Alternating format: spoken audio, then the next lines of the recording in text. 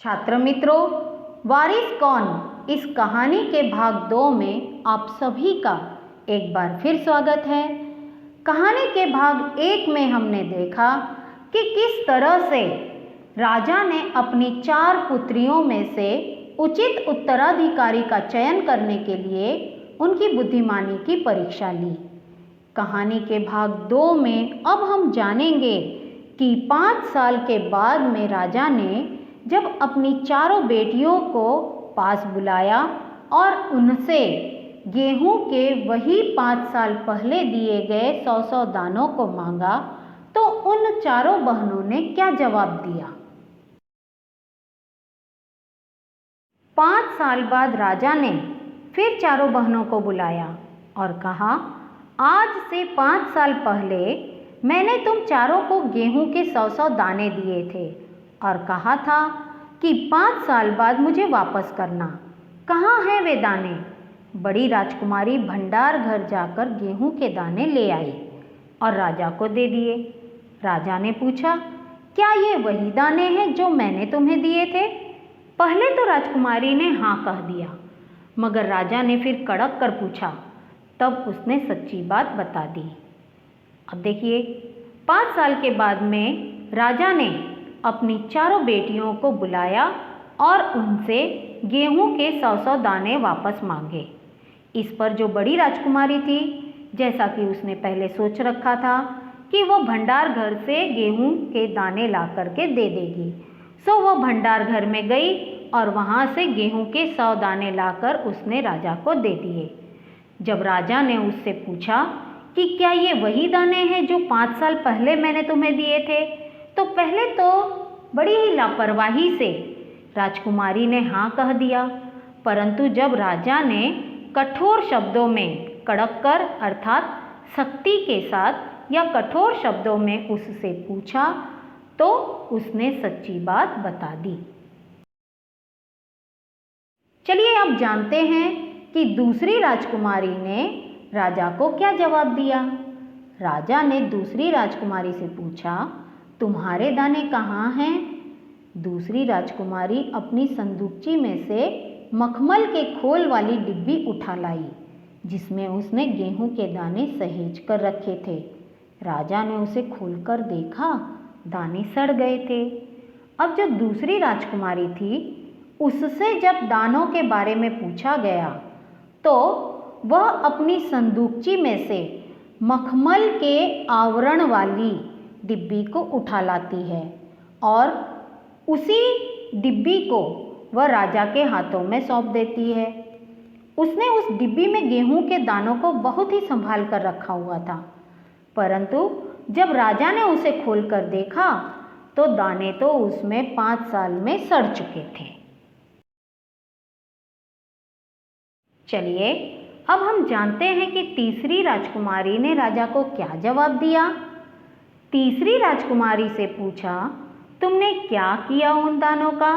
तीसरी ने कहा, मैं इसका उत्तर आपको अभी नहीं दूंगी, क्योंकि जवाब पाने के लिए आपको यहाँ से दूर जाना पड़ेगा और मैं वहाँ आपको कल ले चलूँगी।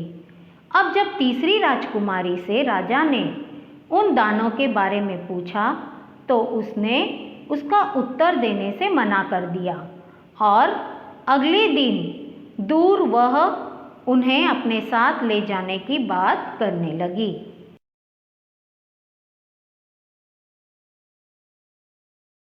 चौथी और सबसे छोटी राजकुमारी से जब राजा ने पूछा, तो उसने राजा को क्या जवाब दिया, आइए देखते हैं।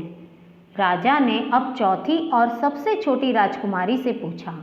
उसने उसी बेपरवाही से जवाब दिया, उन दानों की कोई कीमत है पिताजी? वैसे तो ढेरों दाने भंडार में पड़े हैं। आप तो जानते हैं ना, मुझे गेहूं के भुने दाने बहुत अच्छे लगते हैं, सो मैं उन्हें भुनवा कर खा गई। आप भी पिताजी किन किन चक्करों में पड़ जाते हैं। सभी के उत्तर से राजा को बड़ी निराशा हुई। चारों में से अब उसे केवल तीसरी बेटी से ही थोड़ी उम्मीद थी। अब देखिए, जो सबसे छोटी और चौथी राजकुमारी थी, उसने बड़ी ही लापरवाही से राजा को जवाब दिया कि उन 100 दानों की भला क्या कीमत है, जबकि उनके भंडार में तो ढेरों दाने पड़े हुए हैं। उसने बताया कि उसे गेहूं के भुने हुए दाने बहुत अच्छे लगते हैं, इसलिए वह उन्हें भुनवाकर खा गई है। वह कहने लगी कि पिताजी भी किस तरह के चक्कर में पड़ जाते हैं। चक्कर में पड़ना एक मुहावरा है जिसका अर्थ होता है दुविधा में पड़ना। इस प्रकार से सभी के उत्तरों को जानने के बाद में राजा को बहुत बड़ी निराशा हुई। वह बहुत निराश हुआ। अब उसे मात्र केवल अपनी तीसरी बेटी से ही थोड़ी सी उम्मीद थी। दूसरे दिन तीसरी राजकुमारी ने क्या किया, आइए जानते हैं। दूसरे दिन तीसरी राजकुमारी राजा के पास आई। उसने कहा, चलिए पिताजी, आपको मैं दिखाऊं कि गेहूं के वे दाने कहाँ हैं। राजा रथ पर सवार हो गया। रथ महल नगर पार करके खेत की तरफ बढ़ चला। राजा ने पूछा, आखिर कहाँ रख छोड़े हैं तुमने वे 100 दाने?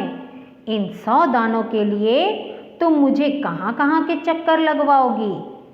अब जो तीसरी राजकुमारी थी वह राजा को अपने साथ में गेहूं के दाने दिखाने के लिए रथ पर सवार होकर के महल और नगर पार करते हुए खेत की तरफ बढ़ चली।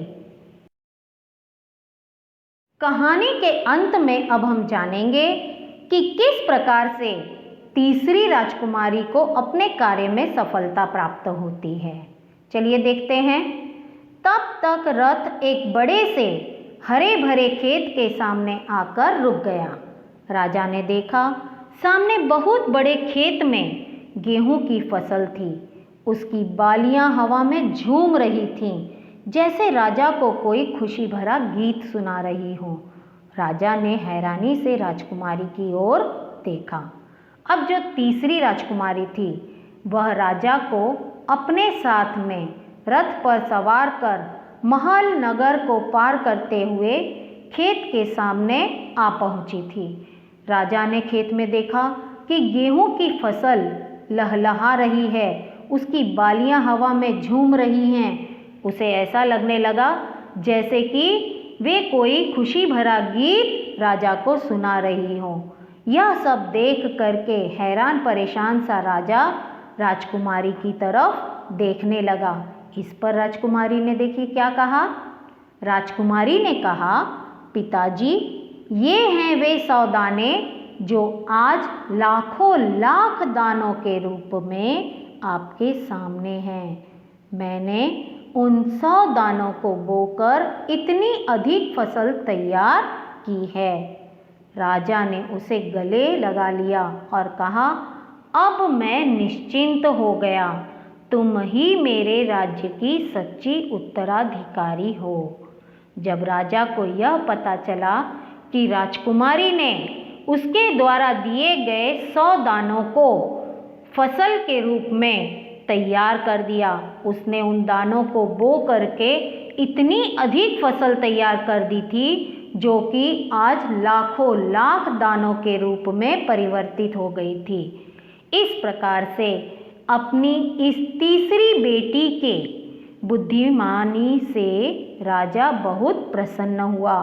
वह उसे गले लगा लेता है और अंत में वह कहता है कि अब वह निश्चिंत हो गया है और वही उसकी सच्ची उत्तराधिकारी बनेगी।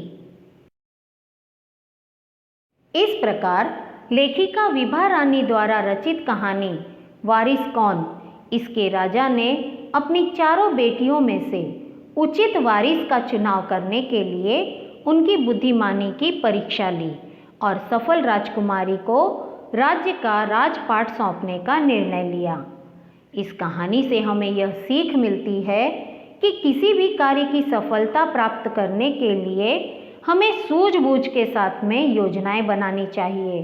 साथ में समय और संसाधनों का भी सदुपयोग करना चाहिए। ऐसा करने से उत्तम फल की प्राप्ति होती है और व्यक्ति अपने कार्य में पूर्ण रूप से सफल होता है। उम्मीद करती हूँ कि आप सभी को यह कहानी बड़ी ही मनोरंजक और रोचक लगी होगी। धन्यवाद।